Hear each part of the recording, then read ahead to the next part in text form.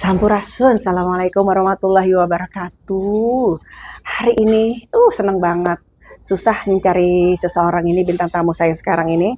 Karena memang saya sudah lama sekali teman-teman ingin berbincang dengan beliau ya. Eh, Baru ada wujudnya nih baru sekarang nih, ya kan?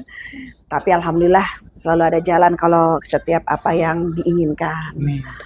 Oke teman-teman, langsung aja. Mungkin ada sebagian juga kalian yang udah kenal dengan teman satu ini ya. Langsung aja ya, aku kenalin bintang tamu aku hari ini.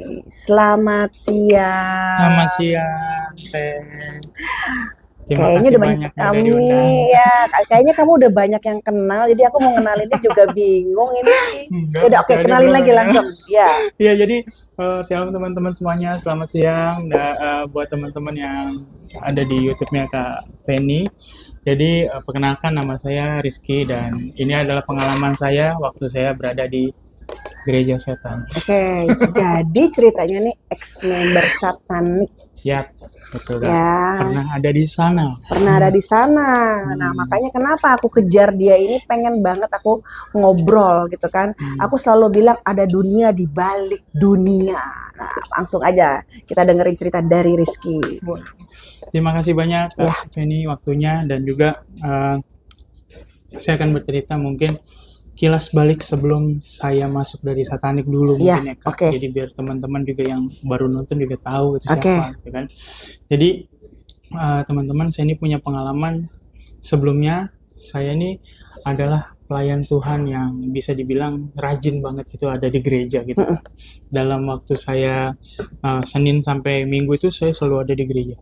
Karena saya emang waktu itu zaman-zaman itu sangat mencintai banget yang namanya pelayanan untuk Tuhan. Ya. Dan dimana waktu itu berhenti dan langkah saya melayani Tuhan itu berhenti di tahun 2018. Yang tadinya saya cinta mati sama Tuhan, jadinya saya benci setengah mati sama Tuhan. Gara-gara satu hal Kak. Jadi papa saya kan memang bisa dibilang dari dulu tuh penjudi gitu Kak. Dan yang jadi pelayanan saya kepada Tuhan tuh sih cuma berdoa, Tuhan selamatkan papa saya, sadarkan papa saya, cuman nggak dijawab-jawab gitu kan. Nggak dijawab-jawab, malah makin parah papa saya akhirnya.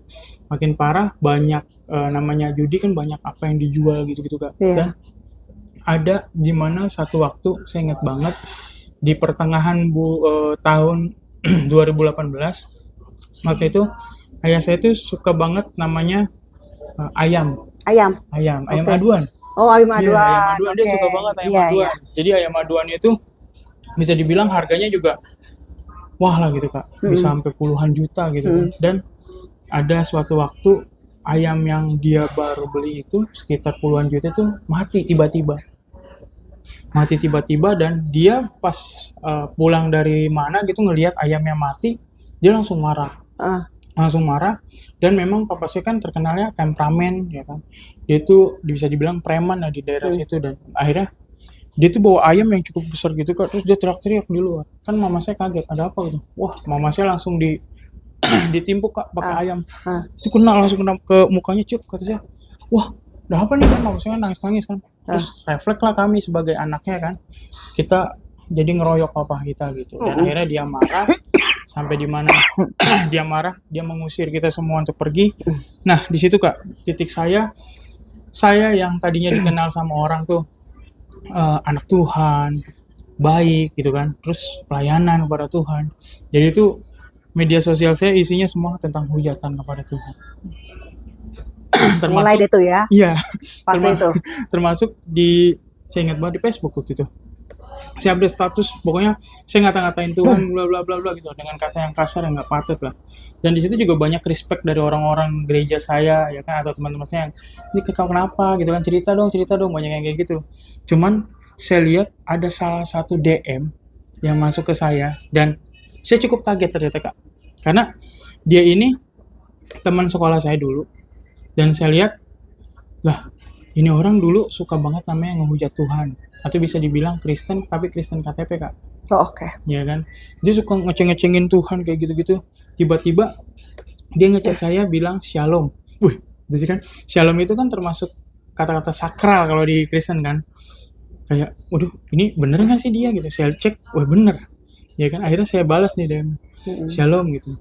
Oh di situ dia coba untuk care sama saya kak, dan luar biasa dia tahu ayat-ayat Alkitab yang saya tahu dulunya nih anak brengsek banget suka ngata-ngatain Tuhan, tiba-tiba jadi alim banget gitu kan. Terus tiba-tiba ngajakin ketemu, ya siapa yang nggak mau gitu kan, karena rasa penasaran saya akhirnya ya udah deh ketemu. Saya pikir dulu saya tuh mau ketemu sama dia karena ngelihat siapa nih yang bisa nobatin dia gitu, siapa nih pendetanya, pengen taunya gitu dulu. Akhirnya dia juga bilang mau ngajakin pendetanya, dan kita di mana itu waktu itu ketemu di satu tempat makan gitu kak. Dan saya awalnya ngobrol sama dia care banget ngasih ayat Alkitab, dan gak lama pendetanya ini datang. Oke. Dan pendetanya ini saya pikir kan, dalam perjalanan saya pikir, oh ini pendeta orang Indonesia gitu kan. Terus mungkin dari suku tertentu atau gimana gitu, pikiran saya udah kayak gitu. Ternyata pas saya lihat, wah ini mah looknya Eropa banget gitu kan. Terus dalam hati saya, waduh gua ngomongnya apa nih, karena bahasa Inggrisnya cuma yes no doang kak. Iya kan, yes no doang. Nanti kalau dia ngomong panjang saya yes, saya no, takutnya tadi tersinggung kan, dan gitu. Dan ternyata dia bisa berbahasa Indonesia pasif. Berarti udah lama dong Indonesia. Udah lama dia di Indonesia ternyata. Nah dari situ akhirnya kita saya sharing lah ke dia. Itu benar-benar nyaman ke awalnya. Sharing tuh benar-benar enak, buatnya orang nanggepinnya juga enak, pakai ayat-ayat Alkitab. Dan dia juga ngasih ke saya kayak nih kamu harus baca ayat ini ya. Nah itu benar ayat Alkitab semua awalnya ya kan. Terus kita tukar-tukaran nomor WhatsApp. Saya tuh udah kayak apa ya, udah kayak pacar lah kalau kata ini ya. Soalnya dia tuh ngechatin saya pagi, siang, sore gitu kak. Terus tuh ngechatin baca Alkitab nih, kasih ayat Alkitab. Wah keren banget ya. Sampai di mana dia bilang, kamu mau nggak ke gereja kita? Kayak gitu. Ditawarin tuh langsung. Ditawarin. Dan akhirnya ya karena dia udah baik, ya pasti mau lah kak ya kan. Siapa sih? Dan saya juga lagi butuh waktu itu, ibaratnya spiritual saya lagi kacau banget gitu kan. Cinta kasih saya ke Tuhan lagi kacau banget, dan saya pengen merubah waktu itu. Akhirnya saya datang di satu tempat di daerah nggak jauh dari rumah saya waktu itu, ya kan. Saya datengin dan benar-benar ngerasa kagetnya karena saya kan pakai motor kak. Nah si pendeta bule ini ada di parkiran motor, ya kan. Pikir saya waktu itu, saya nggak mau ini dulu, pikir saya, oh ini pendeta ini dia lagi nungguin pendeta lain, biasanya kan gitu kan. Datang, ternyata enggak, dia nungguin saya kak. Itu kayak merasa kayak bener-bener dinanti. Iya nih, gue the best banget, kayak spesial banget gitu. makin ini lagi kan, makin wah. Dan akhirnya kita datang masuk ke gerejanya. Memang gerejanya itu ada di sebuah mall kak. Di sebuah mall. Jadi nggak aneh lah kalau gereja di sebuah mall, kan banyak kan gitu gereja di sebuah mall, di mana-mana ada. Dan memang bentuknya, pelayanannya, semuanya itu benar-benar kayak gereja banget. Tapi pas saya masuk dan duduk dan mulai putih panas. Mulai ibadahnya, ya kan. Di saat mulai ibadahnya, ternyata saya lihat gitu kan, double pedal dulu kan. Terus ada ornamen-ornamen kayak spanduk itu 666, 666, terus salib terbalik. Ada. Kayak kirain saya tuh waktu masih berpikir positif karena ini lagi temanya lagi mau bahas ini kali nih, kesesatan nih atau apa. Lah ternyata kagak. Jadi pas udah mulai memang penyelenggara. Iya, ternyata mereka udah begini-gini kak, udah headbang segala macam. Pakai bajunya warna apa? Bajunya mereka biasanya hitam. Dan juga mungkin ada juga yang putih. Karena mereka itu selalu pakaiannya nyentrik lah, harus sama gitu. Di atas putih, ini putih sampai gini gitu kan. Dan matching lah ya. Matching, ya, kayak gitu. Selalu kayak gitu. Dan waktu itu saya cuman ada di tengah, cuman nggak ngelihat terdepannya tuh siapa-siapa karena kan di belakang kan. Karena pas itu udah mulai musiknya, saya udah mulai takut tuh. Akhirnya saya mencoba untuk kabur gitu kan. Mau pulang ini udah nggak benar nih, bukan gereja. Akhirnya setelah saya mau pulang, ternyata saya ditahan, di stop. Ya kan, di stop, dibilang ibadah belum selesai, harap diikuti dulu. Dan setelah itu saya ikuti, jadinya saya dengan rasa takut gitu udah, ini bagaimana. Tapi di saat si pendetanya itu khotbah, si pendeta bule yang ketemu saya itu khotbah, di situ khotbahnya itu dia bilang begini kak, semua yang kita pelajari itu di dunia ini, ya kan, ternyata adalah hasil rekayasa dari manusia. termasuk disebutin di situ Yesus, Muhammad, Tridharta, terus Siwa, ya kan? Itu mereka itu adalah orang-orang seperti kita yang pandai membuat novel, pandai membuat kitab-kitab yang ada. Dan yang sebenarnya terjadi itu adalah Lucifer adalah benar-benar utusan Tuhan. Mereka bilangnya gitu. Langsung didoktrin begitu ya. Lucifer bukan ditendang Tuhan, Lucifer tidak dibuang Tuhan, tapi Lucifer diutus datang ke dunia untuk ibaratnya membenarkan orang-orang yang ada di situ. Jadi mereka percaya surga dunia ini adalah surga mereka, Pak. Doktrinnya kayak gitu. Jadi nggak ada namanya larangan-larangan, itu nggak ada. Marah harus ditebas. Iya, nggak ada yang namanya ibaratnya doktrin-doktrin tentang agama, nggak boleh berbuat ini, nggak boleh berbuat ini, nggak ada. Makanya mereka tuh memantaskan hal itu, dan di situ saya yang dengar yang tadinya saya mau pulang, jadi saya kayak tertarik kayak, aduh, gue malah pengen nyelamatin orang-orang nih, ternyata orang-orang di sana ya kan salah, karena si pendetanya juga bilang selama ini agama yang dianut adalah kedok untuk memperkaya anak dan cucu mereka. Kata saya, ini saya harus selamatin. Pulang dari situ saya pengen nyelamatin orang-orang kalau, woi lu selama ini lu salah lo gitu. Dan akhirnya yang tadinya saya mau ibaratnya mau menyembuhkan luka saya kepada Tuhan, jadi benar-benar hancur. Jadi udah benar-benar saya nggak percaya lagi sama Tuhan di situ. Satu khotbah itu, Pak. Dan doktrinnya luar biasa. Dan dari situ mulailah si pendeta itu menjelaskan ya kan arti dari si Lucifer itu apa, dan memang saya juga tertarik gitu untuk mengikuti dia waktu itu.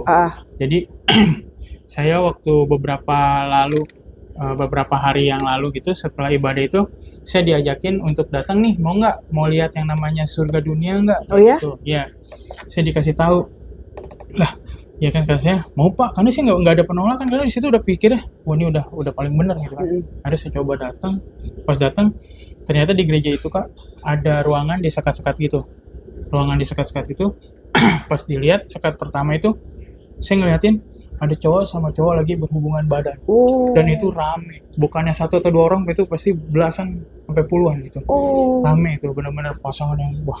Terus di kamar yang sebelahnya saya lihat satu ruangan tuh. Iya, satu ruangan itu saya cowok sama cowok lagi begitu. Terus di sebelahnya lagi saya lihat cewek sama cewek. Lagi begituan juga, lagi melakukan juga hubungan itu. Tapi yang saya kagetnya di ruangan ketiga ini, di saat saya lihat cewek sama cowok kan normal ya, ya kan? Terus di situ saya kaget malah, lah ini kan cewek sama cowok, normal dong, gitu kan? Tapi saya dijelasin sama si pendeta itu kalau misalkan mereka yang berhubungan normal ini itu adalah pasangan yang boleh berganti-ganti Kak. Satu, misalkan dari yang cewek ke sini, cewek ini gantian. Dan mereka ternyata adalah umat pilihan yang akan nantinya membuahkan hasil-hasil bayi-bayi gitu. Tapi bayinya itu nggak sampai dikeluarkan dalam waktu 3 sampai 6 bulan kalau nggak salah ya. Udah, yang penting udah berbentuk janin manusia gitu, itu harus dikeluarkan paksa. Dikeluarkan paksa untuk ritual mereka, yaitu meminum darah itu. Iya, dari si janin itu. Jadi saya juga dikasih lihat Kak, ada wadah gitu kan, kayak ember gitu, itu isinya janin. Ada yang masih bergerak-gerak gitu kan. Dan itu dimasukkan secara ini ke mesin yang mungkin kita bisa bilang kayak blender gitu ya. Itu di blender sampai jadi darah. Dan saya yakin itu darah itu kan blender itu kan nggak mungkin bisa menghaluskan atau pasti ada geril-geril dan lain-lain kan. Nah itu dimasukkan ke cawan gitu Kak. Nah dia bilang pendetanya, kalau kamu udah minum ini, apapun cita-cita kamu di dunia pasti bisa dikabulkan. Dia bilang gitu? Iya. Akhirnya dia waktu itu nanyain ke saya, cita-cita kamu mau jadi apa? Saya digituin nggak? Karena saya polosnya, ya kan? Karena saya melihat waktu itu artis tuh kaya. Jadi saya pilihannya, saya mau jadi artis Pak, begitu. Spontan lah ya. Iya, padahal yang saya tahu kebanyakan yang saya podcast sama artis juga nggak semudah itu bro. Artis juga nggak ada yang kaya. Ternyata baru tahu. Oh gitu. Ini fun fact-nya. Jadi setelah itu karena saya mikirnya kayak gitu, dikasihlah persyaratan dari dia Kak. Persyaratannya itu, mau nggak kamu minta surat keluar dari gereja dari saya. Surat keluar? Surat keluar dari gereja. Dia taunya kelemahan-kelemahan gitu, karena saya udah lama memang nggak ke gereja. Paling saya udah menyatakan diri kalau saya nggak akan pernah ketemu lagi sama orang gereja, nggak mau. Dan saya juga di situ harus juga namanya menaruh darah saya, perjanjian darah saya ke dalam cawan itu untuk diminum Darahnya di mana? Tangan. di tangan. Oke. Jadi kayak ada buat ininya lah gitu, ditetesin berapa banyak gitu, nanti diminum bareng-bareng. Jadi di saat Itu nggak tahu ada yang AIDS atau gimana nggak itu? mereka kan punya anti AIDS-nya. Nanti kita akan berbicarakan itu. Kita akan bicarakan itu. Namanya dunia di balik dunia. Yes. Oke. Mereka punya. Jadi setelah itu akhirnya saya mencoba untuk, karena waktu itu dia bilangnya ya saya mau diorbitkan jadi artis, terlebih kan saya basicnya anak band gitu Kak. Saya ini mau dibikin satu band sama salah satu band legend lah gitu. Ada band legend, saya dimasukkan di band legend, nanti misalkan bandnya udah terkenal, saya udah dilepas nih. Jadi kan saya bisa di-entertain kayak gimana kayak gitu. Oke Pak, saya mau, saya tertarik gitu kan. Ya tapi bisa nggak minta kayak gitu? Bisa Pak, bisa gitu. Saya yakinin. Dan ternyata nggak semudah itu yang saya kira. Saya nggak bisa ketemu sama gereja saya untuk minta keluar dari surat pengunduran diri, dan gereja saya tuh maunya saya datang langsung, bukan melalui orang atau bagaimana. Waktu itu saya sampai coba melalui saudara saya Kak, saya bayar dia 1.500.000, mau nggak nih sampai dapat surat keluar, kan gampang ya tinggal minta, tapi gereja nggak mau mengeluarkan, harus kamu yang datang kayak gitu. Oh iya kan, mau diinterview dulu mungkin ya? Iya kayaknya kayak gitu-gitu, cuman sayanya kayak ada rasa takut. Dan di situ mulailah mereka ritual meminum darah itu Kak. Jadi ritual itu saya lihat tuh di depan, ternyata wah ini ada orang terkaya di Indonesia, ada YouTuber, ada band-band legend juga, ada entertain dan lain-lain. Wah ternyata itu di 2018 ya Kak. Dan kata saya, pantesan nih orang-orang ini bisa terkenal gitu. Dan situ saya sedih Kak, saya nangis karena saya nggak dapat itu. Saya duduk di depan ngeliatin mereka kayak melakukan ritual gitu, habis ini darah kan, lalu diminum shot ganti-gantian, shot gitu kayak cowok, shot darah yang tadi di gitu ya kan. Dan setelah itu ya sudah, terus pendetanya tuh berusaha menegarkan saya untuk ya nanti kan masih ada kesempatan lagi, tapi kan nggak mungkin Pak kesempatan itu bisa datang gitu kan dengan cepat. Dan akhirnya di mana itu ya saya merenungi kehidupan saya yang ibarat yang mulai hancur ya kan, lagi morat-marit lah ya. Iya, morat-marit. Dan di situ pendeta itu coba ngasih tahu saya ke banyak hal. Jadi kan saya tuh bisa dibilang cukup disayang lah Kak sama pendeta itu. Bisa diajak kemana-mana, ke kota-kota mana saya diajak, sampai saya tahu di mana ada ritual penyangkalan gitu kan, di salah satu kota Jawa Barat ya kan, terbesar. Oh ya, Jawa Barat. Jawa Barat terbesar. Dan saya spill di mana Jawa Baratnya? B, aku tahu B. Kota B. Gampang sekali. Jadi saya datang ke sana itu kan disuruh nih pendetanya waktu itu dia Sherlock dong Kak, ya kan, datang sini nggak gitu. Saya tuh waktu itu walaupun saya kerja, zaman itu saya masih kerja digaji di suatu perusahaan itu Kak, gaji saya masih 800.000. Oh kamu masih kerja tuh? Masih kerja, itu udah kerja. Saya keterima di perusahaan cukup lumayan ini yang pakai seragamnya rapi gitu kan.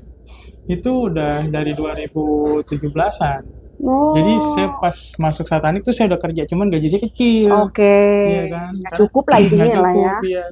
Dan akhirnya ya udah saya datang ya kan. Datang saya ngelihat di sana ternyata ada namanya ritual penyangkalan. Ritual penyangkalan ini dilakukan sebanyak 7 kali Kak. Kan itu hal yang mudah ya, 7 kali nyangkal Tuhan doang gitu kan. Di situ syaratnya nyangkalnya tapi harus dengan ketulusan dan akal sehat. Jadi dalam keadaan sadar. Iya, keadaan sadar, bukan yang karena dihipnotis atau gimana enggak. Jadi dia di situ ada penilaiannya, ada ibaratnya juri lah gitu kan yang berdiri di sampingnya. Terus dia melakukan penyangkalan itu biasanya sifatnya kayak sujud gitu Kak, kayak sujud gitu. Ya kan? Begini. Enggak. Biasa aja tapi kakinya tuh kayak apa sih ya? Kayak mau sujud gitu ya. Kayak sujud gitu kan. Kakinya menyentuh lantai gitu, dengkulnya menyentuh lantai. Terus di situ dia suruh teriak-teriak gitu kan. Ada yang teriak kayak misalkan mohon maaf gitu ya. Satu agama misalkan Tuhan kurang ajar tapi dengan kata yang lebih kasar gitu. Penghinaan lah. Penghinaan. Kayak Tuhan ini gitu kan. Teriak-teriak, Tuhan ini. Oh, enggak dihitung.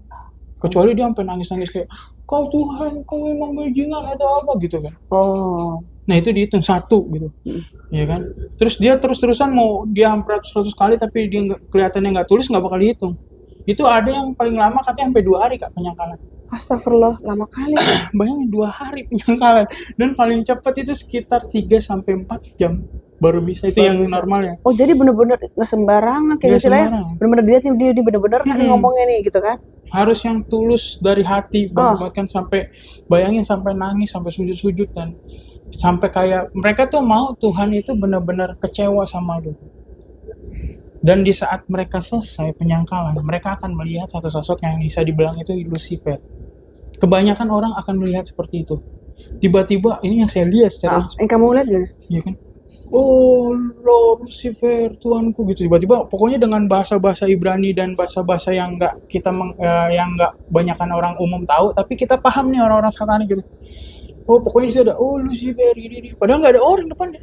Wah, Dia kayak di angka kayak gitu. Wah, gila kata sih. wah gila. Ketemu dari situ tuh. Nah, udah mulai di situ dia baru sah dianggap member.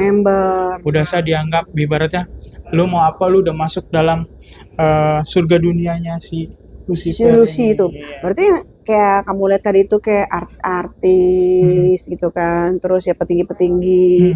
Berarti kalau udah kayak gitu berarti udah member ya? Udah bukan member lagi, udah ibaratnya tetap di situ. Udah family ya? Family dia Oh my ibaratnya. god. Dan kita tahu juga anak orang-orang satanik itu Kak, kalau bisa dibilang ketaatannya itu cukup kita acungin jempol lah gitu.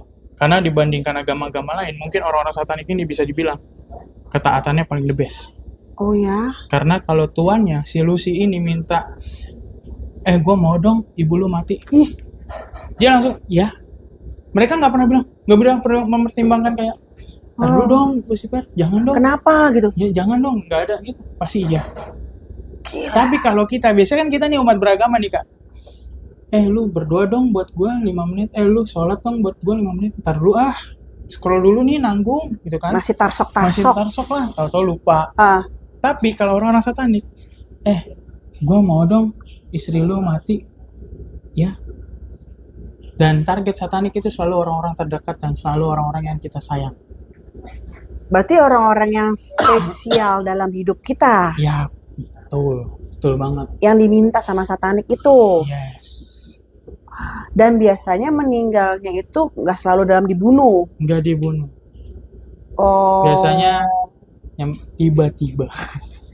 Lebih sering yang tiba-tiba. Tapi ada sebelumnya tuh ada indikasi penyakit dulu apa enggak? Biasanya kalau mereka itu nggak ada indikasi penyakit. Kalau penyakit itu bisa buat nutupin doang. Buat kan? kamuflase ya. Kamuflase. Tapi mereka itu biasanya kalau yang ditumbalkan, biasanya gini Kak, mereka kan ada yang ditumbalkannya kayak misalkan orang tuanya kan nggak tahu nih kalau dia itu ibaratnya masuk dalam satanik. Biasanya itu diracun, dibunuhnya, diracun dibuat sakit. Diracun dibuat sakit. Nah, misalnya nih, Contohnya deal nih hari ini nih, misalnya nih, deal, oke. Misalnya gini, saya minta orang spesial kamu dong, deal hari ini. Nah, ketika deal hari ini itu sampai jangka waktunya. jangka waktu itu berapa lama? Jangka waktunya itu udah nggak ditentukan, yang pasti itu harus mati. Misalkan harus dikasih segera, kayak kita nih mau ngasih persembahan yang terbaik kepada Tuhan gitu kan. Kan nggak mungkin kita tunda-tunda gitu. Oh, jadi nggak perlu saat itu. Yang penting dia udah melakukannya, misalkan udah minumnya ini udah diracun, udah tinggal nunggu ajalnya aja. Jadi nggak perlu nunggu ntar ya berapa bulan ya, ntar tahun depan ya, nggak langsung bruk gitu ya. Dan biasanya juga kalau misalkan member to member, ya kan, itu membernya itu sebelum mati itu biasanya udah disiapkan dulu nih Kak. Misalkan dalam waktu 1 bulan, lu mau apa yang belum lu terwujud dalam dunia ini? Oh, gue mau punya mobil, gue mau punya rumah, gue mau punya ini, mau punya ini. Diwujudin tuh, seng. Tapi setelah diwujudin ini dalam waktu misalkan tanggal 30 lu harus mati ya.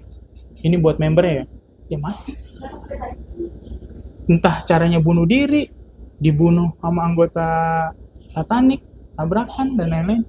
Banyak cara. Yang pasti harus mati. Ya, gitu. Gila ya, patuh ya benar-benar ya. Makanya saya bilang itu kita by request ya. iya sebagai orang yang punya agama jangan mau kalah sama mereka. Iyalah benar Ya ya, kan di benar saat benar kita benar. punya jam-jam ibadah atau apa lakukan lah gitu. Jangan tarsok tar dulu. Nah, sekarang pertanyaannya, berarti kamu kan bilang tadi pernah ketemu ya, Iya, pernah dari ketemu di artis, fase. dari youtuber, dari petinggi, dari apa. Pernah nggak sih? Kan pasti kamu kan bergaul bukan hanya di Indonesia dong, Mm, di luar dong, ya kan? Nggak mungkin hanya di Indonesia aja mm, kan? Nah, sekarang sebelum ke situ aku tanya dulu, kalau di Asia, mm. Asia Tenggara lah taruhlah, itu Hmm. pusatnya di mana? Bosan. Mungkin ini teman-teman yang suka ikut live saya tahu ya, karena boleh disebut atau enggak kalau yang pas saya waktu itu Kak di 2018 itu, karena kan ceritanya gini juga, sebenarnya masih nyambung nih kepada pusatnya.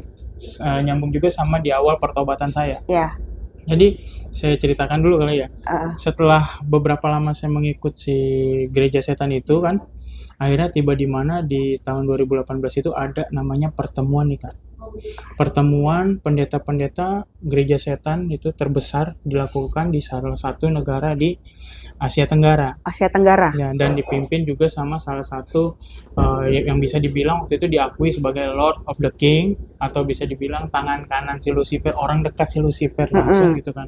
Jadi saya dijelasin sama pendetanya ini, di sana itu mereka nggak ada yang namanya main handphone atau apapun gitu kan. Mereka tuh hanya fokus baca-baca mantra gitu kan. Terus mereka juga bisa namanya memberhentikan hujan dengan cara jentikan jari. Itu benar, mereka katanya bisa melakukan itu. Terus Tapi kamu pernah lihat? kalau lihat secara langsung saya baru diceritain aja. Oke. Terus mereka juga bisa melakukan, misalkan mau membunuh orang atau apa gitu dari jarak jauh. Tapi ini mah khusus orang-orang yang udah besar gitu kan. Itu gampang caranya, tinggal ditarik habis kayak gitu. Terus menyesatkan orang-orang, tugas mereka gitu kan. Tapi mereka tuh emang sistemnya nggak mau langsung ngebunuh langsung sih Kak. Mereka tuh maunya sesatan dulu yang banyak nih, ya kan, menyesatin orang yang banyak, baru kalau udah banyak diambil satu-satu, tek gitu. Ya kan targetnya memang menyesatkan Iya, kan. menyesatkan di dunia ini. Jadi mereka tuh bisa melakukan hal itu dengan mudah, tapi mereka nggak lakukan. Dan di situ saya cukup sedih karena saya waktu itu juga nganterin beliau ke bandara. Ya kan, nganterin beliau ke bandara, waktu itu beliau pergi. Setelah beliau pergi tuh benar-benar saya tuh kayak kosong Kak. Karena selama ini yang biasanya saya diajak kemana-mana, di kemana itu benar-benar kayak domba yang kehilangan tuannya. Merasa kayak gitu deh. Jadi domba. Iya kan? Saya bilangnya kayak domba yang tersesat itu, versi satanik, kayak aduh nggak ada yang gimana. Akhirnya disitulah orang-orang gereja saya dulu tuh Kak, mungkin teman-teman juga udah denger ya, pertobatan saya dimulai. Jadi pertobatan saya dimulai dan akhirnya saya balik lagi kepada Tuhan. Dan sekarang yang menjadi misi saya mau menyelamatkan teman-teman supaya nggak tersesat seperti saya. Oke. Dan yang tadi saya bilang negaranya itu ada di Filipina waktu itu. Aku pernah tuh ke sana. Kotanya atau di mananya nih? Detailnya coba tanyain aja.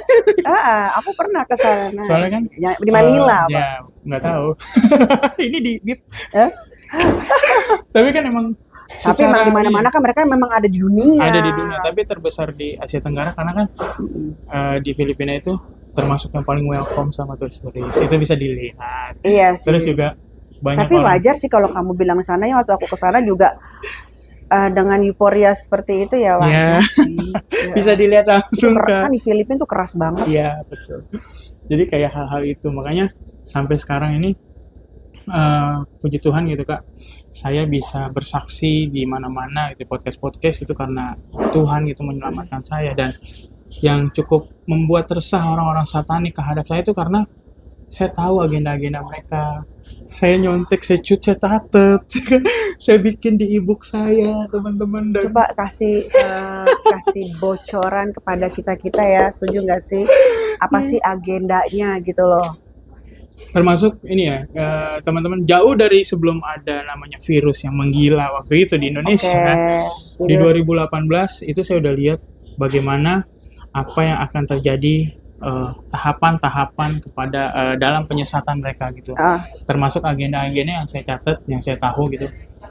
Sampai pendetanya itu bilang Kak, pendeta si bule ini bilang bahwa dia bilang sama saya gini, suatu saat nanti kita lihat, karena waktu itu ya sebelumnya saya kasih tahu, saya itu ada ambisi untuk mau menyesatkan mereka gitu. Oke. Dulu tuh ambisiusnya besar banget, dilihat tuh sama si pendeta. Oke. Jadi kamu nggak usah khawatir, Ki, katanya gitu. Kenapa Pak?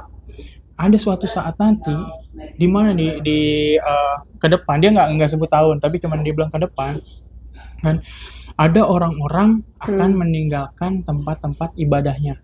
Oke, terus. Dan terjadi kan di mana waktu itu ibadah-ibadahnya itu dibatasi, ya kan. Dan ada juga orang-orang nanti akan udah nggak percaya lagi sama Tuhan ya. Dan itu terjadi di 2021. Ya kan? Itu menurut kamu ya, coba itu masuk ke dalam populasi nggak sih? Nah, Untuk kan populasi dunia nggak sih? betul. Jadi Karena gini, aku pernah bahas di suatu podcast, aku juga menyoroti tuh membahas suatu populasi. Nah sekarang coba kita cocologi. oke. Sebenarnya ini bukan cocok lagi tapi ini fakta Kak. Benar.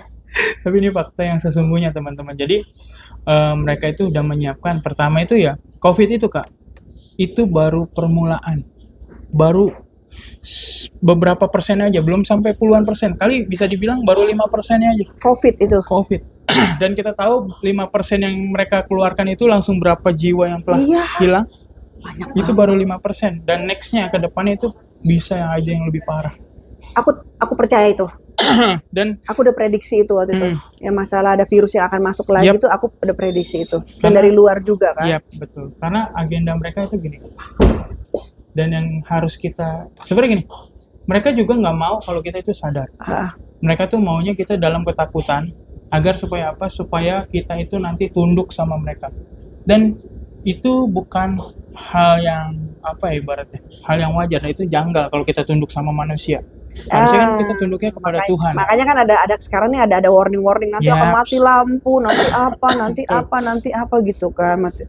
Makanya daripada itu COVID yang kemarin itu sekarang kan udah rame nih beritanya di mana-mana. Ada penyakit baru kan yang muncul. Iya kan? Lagi rame nggak sih? Coba komen ya kan? Lagi rame dan polanya teman-teman bisa lihat. Saya kasih tahu polanya dulu ya. Pertama, COVID itu muncul waktu itu di daerah di negara yang populasinya cukup besar. Kita tahu di mana Kak? Di Cina. Nah, di Cina itu populasinya tuh waktu itu yang nomor 1 lah. Ya, nomor 1 populasinya, dan disitulah ditebar namanya virus corona pertama. Oke. Ya kan, dari situ lalu kemana-mana ke negara-negara lain. Dan yang akan datang kita tahu virus apa namanya Kak? Nipah. Ya. Virus Nipah itu polanya sama dengan COVID, tapi beda negara. Karena negara yang sekarang itu yang terbesar adalah India, populasi besar. Jadi mereka itu selalu menaruh virus-virus itu di orang-orang di negara yang populasinya besar. Dan kalau di India nih disalahin kelelawar kalau nggak salah. Ya, sama, COVID sama. Ya, sebenarnya bintang tamunya tuh sama ya siapa. Cuman kalau memang kita mau teliti, memang di negara yang populasinya besar. Berarti nggak ada tutup kemungkinan populasi besar Indonesia. Bisa jadi. Tapi kita tetap harus berdoa. Kita harus berdoa supaya nggak terjadi apa-apa gitu kan. Indonesia masih dilindungi Allah Subhanahu Wa Taala. Amin. Dilindungi Tuhan ya. Amin. Makanya sebenarnya pas COVID itu saya udah tahu agenda dalam Satani, karena ada sang eksekutor juga yang melakukannya, dan kita tahu siapalah teman-teman ya kan. Itu benar-benar yang dibuat itu bahkan dia itu udah ngerancang dari 2017, ada kaitannya dengan file yang keluar pada saat ini Kak, kayak gitu. File si Epstein Ya, itu. Epstein itu Kan lagi rame nih si Epstein kan nih. dari 2017 tuh mereka emang udah melakukan pendanaannya, tapi mereka melakukan simulasinya itu di tahun 2019 Kak. 2019 itu mereka udah melakukan riset, bahkan udah ada simulasinya. Itu kan simulasi COVID. Jadi gimana saat COVID ada, mereka udah siapin vaksinnya dan ininya. Karena itu kan ladang bisnis. Ya. Ujung-ujungnya udah. Ya. Dan di situ kita tahu namanya ladang bisnis pasti susah sekali, apa gimana peraturan tetap harus ditegakkan kan.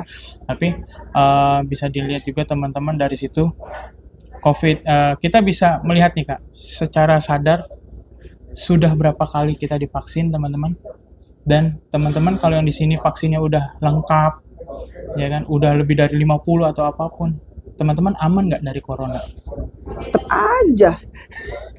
Kadang-kadang bingung ini vaksin apa. Iya kan? Iya. Tetap aja mau sakit-sakit Dan aja. vaksin apapun tetap aja kena corona, pasti kena corona. Saya Benar. walaupun udah ada banyak kok, bukannya ini saya nggak berbicara tentang hoax atau gimana, tapi udah banyak kok orang-orang yang merasa, oh saya udah vaksin 4 kali, saya udah komplit, udah lengkap gitu, bahkan ada yang berbayar, tapi saya tetap kena COVID. Iya. Fungsinya vaksin itu apa? Nah, benar. Bahkan kalau bisa dibilang jujur, kedepannya pasti banyak orang-orang yang sudah divaksin ini, kebanyakan orang-orang meninggalnya rada janggal Kak. Gitu, ada yang meninggal mendadak, pengentalan darah dan lain-lain, itu timbulnya dari mana? Malah jadi kayak badan tuh malah nggak enak habis Ya, divaksin betul. itu. Yang dirasakan kayak gitu. Nah, Kayak ada yang tabrakan di dalam tubuh kita gitu loh. itu betul Kak. Makanya satanik itu, mereka itu mau terus bergerak supaya apa, banyak orang-orang yang nanti akan meninggalkan agama-agamanya untuk mereka bisa mendapatkan kayak kesehatan dan lain-lain Kak. Nih, saya kasih tahu teman-teman ya, satanik itu, mereka itu yang salah satu biang kerok tentang HIV, salah satu biang kerok tentang kanker. Mereka Dengan dengan penemuannya mereka, penemuan mereka, Iya. obatnya, penyakitnya, tapi obatnya mereka juga punya. Dan khusus untuk orang-orang mereka aja yang bisa dapetin. Makanya orang-orang satanik mau dia hubungan seks sama siapapun, dia akan sehat-sehat selalu. karena mereka obat ya. Mereka Berarti ada hubungan dengan suatu lembaga dunia dong. Emang kasar kira elit-elit global itu gini. Apa? Karena pemahamannya gini ya. Karena pemahaman orang itu salah. Salahnya karena apa? Pemahaman orang, oh satanis adalah sebuah kelompok. Freemason, terus sama Illuminati atau apa itu sama. Padahal satanik itu bukannya kelompok Kak, tapi kepercayaan. Oke. Ya kan? Kalau yang namanya Illuminati, Freemason, nah itu baru kelompok. Kalau satanik itu mereka peti-peti itu percaya kalau Lucifer ini adalah Tuhan mereka. Oke. Terus? Kayak gitu. Jadi mereka terus percaya kalau Lucifer ini adalah bagian dari penyelamatan mereka. Padahal ya Kak, kalau bisa dibilang Lucifer ini adalah salah satu malaikat yang bodoh. Mohon maaf itu. Emang iya benar, malaikat yang bodoh. Karena dia udah ditempatkan di surga, dia akhirnya sombong mau menyamai dengan Tuhan, ya kan? Akhirnya dia diusir dari surga, dia langsung turun di bumi. Dan di bumi dia pintarnya Kak. Dia itu cuman menghasut orang-orang aja sebagai alat. Padahal dia tuh nggak mampu apa-apa. Cuman dia cuman bisa itu memperalat orang-orang ya, supaya mulutnya, ya, supaya suaranya, orang-orang ini trust ke dia. Gitu. Iya. Padahal kalau secara kemampuan dia tuh nggak bisa apa-apa. Iya. Dan orang-orang ini kebanyakan yang percaya, oh Lucifer bisa pindah ya kayaknya. Padahal nothing power apapun.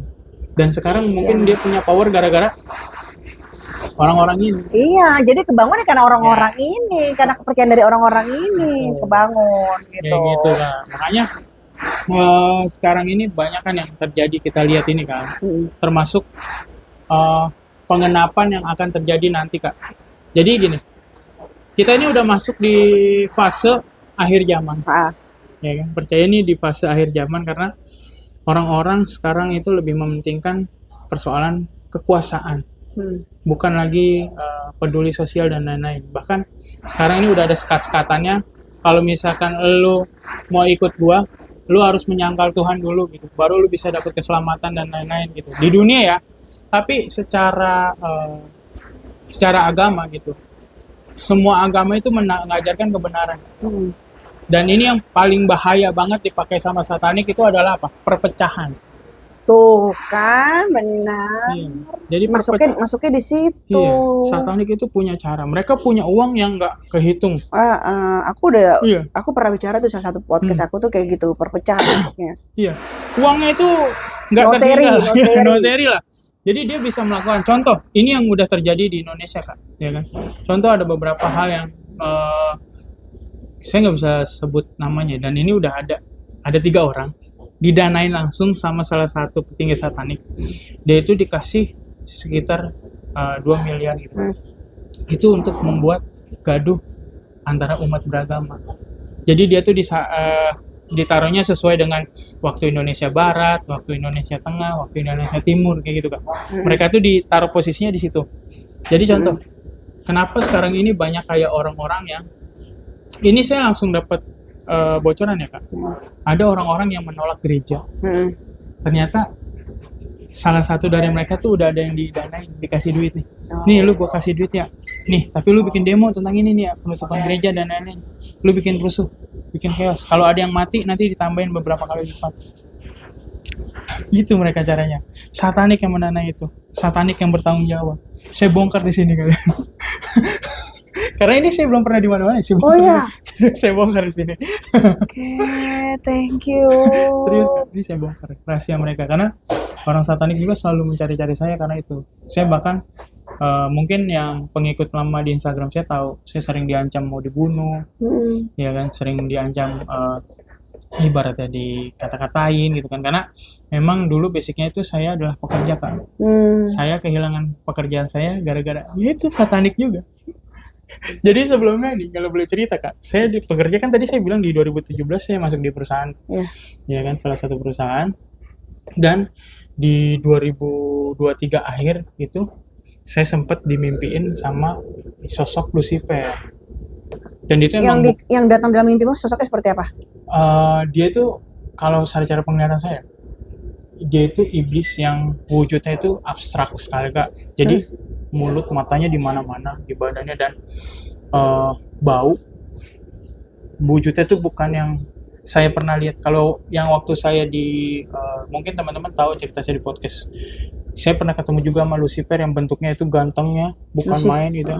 Terus yang dibilang ganteng banget, cantik banget Kak. Tapi di saat saya udah ikut Tuhan, saya udah tobat, saya dikasih lihat wujud aslinya si Lucifer. Astaga, ternyata ini gini, abstrak gitu. Menurut saya tuh kalau kata orang-orang tuh serem ya, tapi kalau menurut saya kayak lucu aja gitu. Oh ternyata wujud asli lu kayak gini kan. Terus lu ngancem-ngancem gua gitu, ngeliatin visual kayak anak saya sama istri saya lagi disalib terbalik Kak. Inilah, ya kan, kalau kamu nggak mau mengikut aku, dia bilang, ini akan terjadi kepada keluargamu gitu. Saya diancam, ya kan. Dan kamu juga nanti akan saya pastikan kamu akan kehilangan apa yang kamu punya di dunia ini, dan kamu akan dibikin sengsara ibaratnya gitu. Dan kamu akan sengsara di dunia ini. Terus yang saya bilang cuman gini Kak, di dalam mimpi itu, saya nggak bakal mau ikut kamu lagi, saya bilang. Saya mau terus ikut Tuhan Yesus, yang gitu. Saya mau ikut Tuhan Yesus sampai akhir hidup saya. Kamu bicara kayak gitu? Iya, karena dia adalah yang menyelamatkan saya. Dan kayak gitu. Terus di situ saya mulai terbangun dan benar-benar terjadi. Kalau sosoknya yang tadi saya bilang itu, yang pasti dia bertanduk, cuman tanduknya abstrak. Iya kan, matanya nggak simetris, ada di mana-mana, mulutnya juga ada di mana-mana gitu. Terus bentuk badannya itu ada yang kayak hewan juga, ada yang separuh hewan gitu kan, kayak berbulu nggak jelas. Pokoknya dosa-dosa itu ada di situ. Saya ngeliatnya perwujudan dosa gitu. Ya, paham lah ya perwujudan dosanya kayak gitu kan. Perwujudan dosa-dosa manusia tuh gila banget kan. Ternyata wujud aslinya kayak gitu. Ada di dalam itunya dia lah ya, wujudannya dia. Mengerikan ya. Tapi yang mengerikan antara mengerikan sama lucu beda jadinya. Beda tipis ya. Secara pandangan mungkin karena saya udah beberapa kali gitu Kak. Kayak kartun ada salah satu kartun yang kayak gitu deh kalau nggak salah deh. Ya, film bahkan ada penafsiran kayak gitu. Iya kan? Film banyak, dan teman-teman juga harus tahu gitu. Dan kita ini sekarang hidup itu berdampingan sama mereka. Udah nggak ada hal-hal yang bilang, oh saya anti satanik gitu. Saya anti satanik. Ini jelas fun fact-nya, apa yang kita pegang sekarang dan teknologi yang kita pegang sekarang itu adalah ciptaan satanik. Mereka sudah ngeklaim. Termasuk yang ada di sini di platform ini. Iyalah. Di sebuah platform. Welcome. Dia karena mendunia kan udah semua. Udah masuk kemana-mana dia. Emang kan tujuannya kan menguasai. Iya. Ini kan ceritanya nih masih panjang. Kita bikin part aja kali ya. Boleh. Kamu mau minum apa? Mau minum kopi kah? Air putih kah? Air putih aja, Kak. Air putih dingin kah? Boleh dingin. Kalau aku kan panas. Untuk menetralkan yang panas di dalam diri, kadang agak ngeselin gitu ya. Tadi masih dalam pekerjaan tuh, kehilangan kerjaan. Gara-gara satanik. Iya, pekerjaan sama masa lalu perjalanan. Masih banyak nih. Masih ada part 2. Jadi kita lanjutin ke part 2-nya aja lah ya. Biar sekarang kamu istirahat dulu nih. Kita istirahat dulu berapa sejenak gitu kan. Nanti aku lanjut lagi podcast dengan Rizky biar makin kita kupas dunia di balik dunia bersama Rizky dan featuring satanik. Oke, sampai ketemu lagi. Assalamualaikum.